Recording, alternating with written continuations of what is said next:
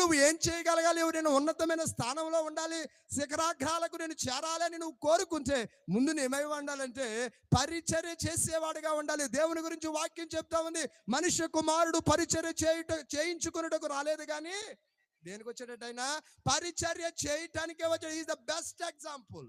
పరిచర్యకు ఎవరినైనా ఒక మంచి ఉదాహరణ చెప్పాలి అంటే ఎవరిని చెప్పొచ్చు?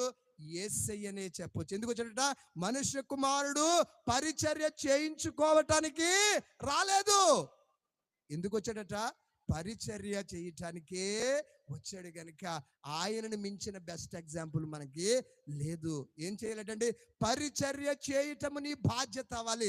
ఈ పరిచర్య ఎలాగుంటుందంటే 3 రకాలుగా ఉంటుంది: సంఘ పరిచర్య, కుటుంబ పరిచర్య, సమాజ పరిచర్య. ఏంటండి?